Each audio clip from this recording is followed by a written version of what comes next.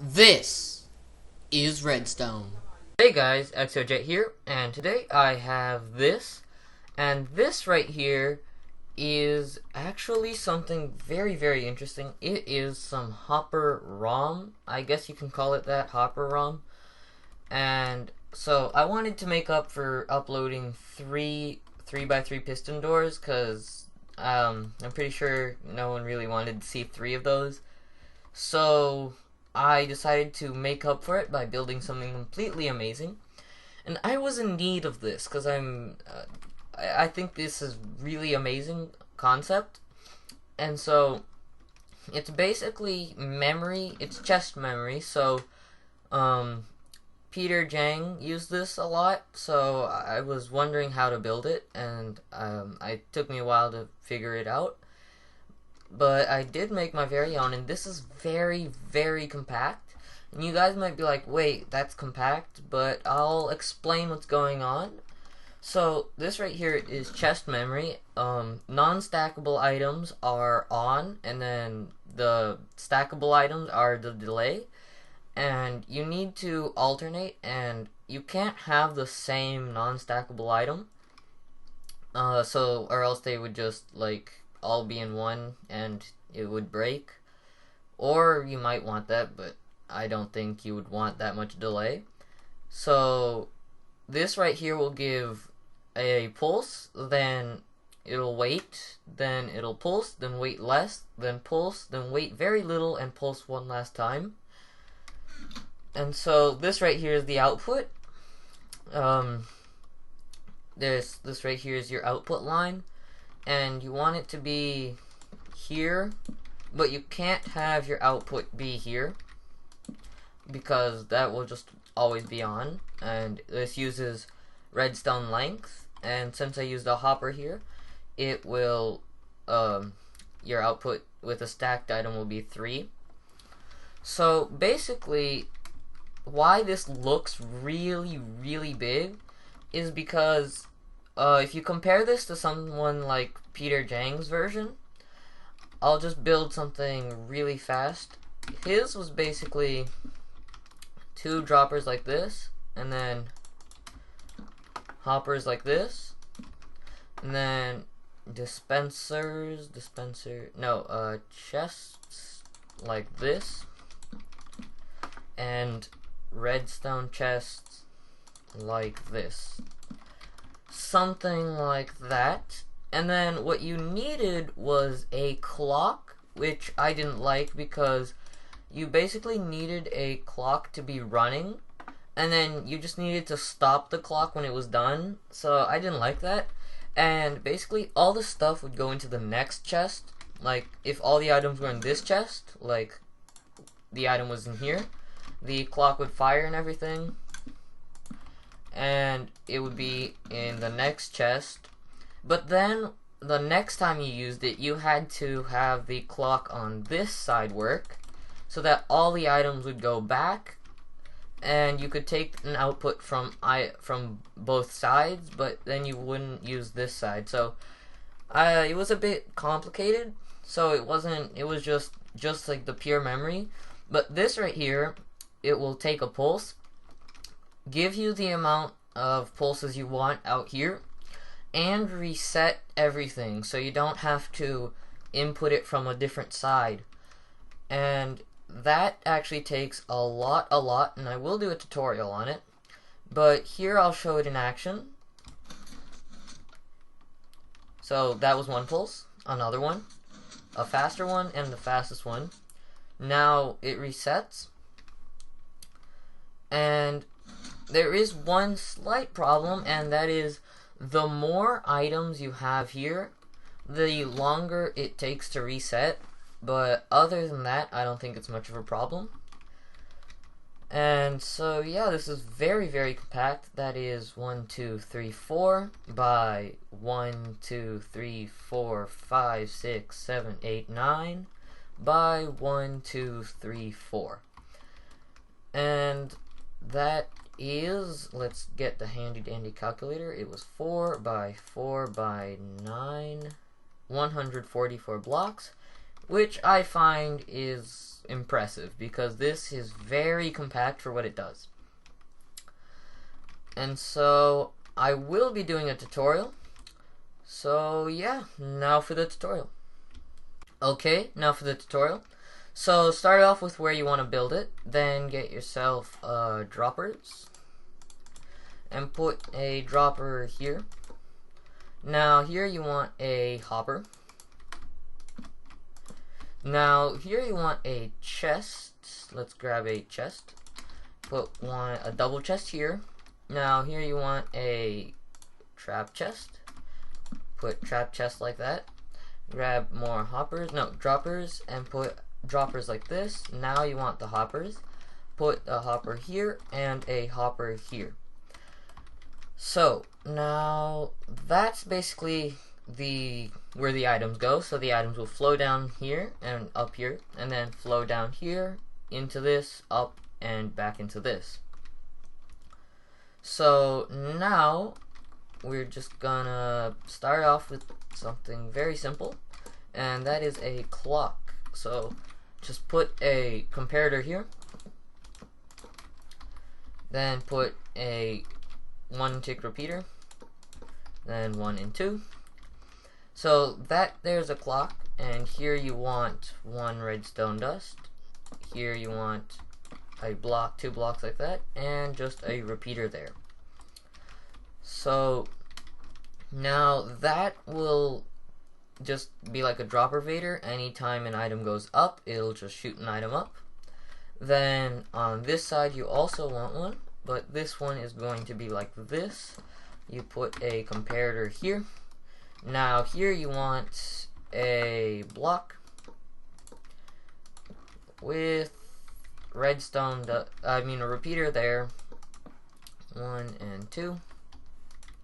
Now here you just put a redstone dust, this, and that. So that looks a bit crazy, but that is also a clock, and that'll just send items up. Now basically how this system works is, let's put a redstone block here and a redstone block here, and this is 100% fully customizable, and it's great for very large doors, but I would recommend using this on absolutely huge doors, because it's really not worth it to use this on like anything smaller than a 9x9 is still too small, I think. Because this is only like one of the things, and so you probably want a very, very large amount, a very large door. Then there we go. This is how I programmed it. So it'll be pulse, and pause, pulse, short pause, pulse, short pause, pulse, long pause, pulse. So if that makes any sense to you guys, that's great, because it should. It's not that complicated. So basically what happens when I push the button, this right here will turn off. That right there will fire a bunch of times, just like that. And then here you want your output, so like this, it's just 1, 2, and 3. So basically, when an item passes through this hopper, this comparator will pick up that item signal strength and output it here. So this right here is your output, and now this is stored in this chest right here, and it's in the exact same order. But what needs to happen next is lock this one and unpower this one. Then this right here will reset it, and it's all reset. You lock that one again, and it's in the exact same order. So that's it. That's basically what we need to make it do. So it's already taking shape. So right here we want to add what locks it. So put a block right there, which will have a redstone dust here, and one comparator here, with a piston there, and a cauldron here. Oops, here. That right there will go there. Now here we get water. And here we actually want to remove the water from the cauldron, but just 2. So 1, 2, and that will give just the right amount of signal strength. It'll give a weaker signal strength, which is what we need. So we can break that redstone block, and we can also break this one. Here you want a comparator. Basically this right here is what I'm building is a toggle. So just like that, and the pulse length needed is just needs to be shorter than the amount of items, so usually that'll be easy. I'm not sure if one item can handle a button. I have not tested this, but the input's not too hard, and you can have a 1-tick pulse going into this. That's no problem at all. The machine can handle that. And basically just power this piston, and powering that piston is your input. There's plenty of ways to power a piston. So basically when you power this, this will shoot up and it will go into this comparator, and since this right here is like a bud, it will lock the piston until everything's fired, and once this chest empties out, it will unlock this hopper. When this hopper unlocks, items will start flowing through it, which will turn on this comparator, which will turn off this comparator, which will turn off this, which will lock this hopper over here. And that was ridiculously complicated. Well, sort of ridiculously complicated, but it works. So here you want the way to just unlock that hopper, but it needs to unlock after all the items are emptied out here. So that's not too hard. So you just come like this with a redstone block here, and come around like this with a repeater on 3 and 3. And why 3 and 3 is because anything less than 3 and 3, like anything less than this, for some strange reason, would just not work. It would randomly place the items back in here, so it would like mix them. This sword could be anywhere, that wool would be over there. So it needs some delay, and I'm not sure why this happens, but this delay, it works perfectly, and pretty sure it works in Bucket. I have not tested it, but there's nothing here that shouldn't work. And so if your items are getting mixed up for whatever reason, just maybe it could be this delay, so you just want to add some more delay. But 3 and 3 seems to work fine. And so here you just want to place another piston with a redstone block, and just place, you want to place blocks on top of here so you don't get redstone like interfering, and just place one, and the trap chest will redirect the redstone, but that doesn't make a difference. So that right there works, but it doesn't exactly work, because once all the items are in this chest, it will unlock, but then items will flow here, here, and then back into here. And as you can see, since items are already in the chest, because it's filling up again, it will relock the system. So what we need is for this to only power when it's done. So basically what we need to do is take an output from this hopper that will come into a comparator, and we just want a regular piston to make sure this piston does not fire at all. So basically, let's just turn that off, just like that. And then last thing that we need, because all the items are back here in the right order, so all we need now is, since this piston was powered and this piston was powered but it didn't push, this one retracted, this one did not update. So all we need is to update this piston. Here all we need is a 4-tick repeater, which goes up, torch, then that goes into a 3-tick repeater. And just don't place a block here, because that will interfere with your output. Just this 3-tick repeater will pretend to power a block here, and that pretend to power a block will fire the piston. So that's how you get it updated. And that's it. That should be everything. Just As you can see, the signal strength here is weak, but it does pulse, and it resets. So that's everything. And yeah, that was the tutorial.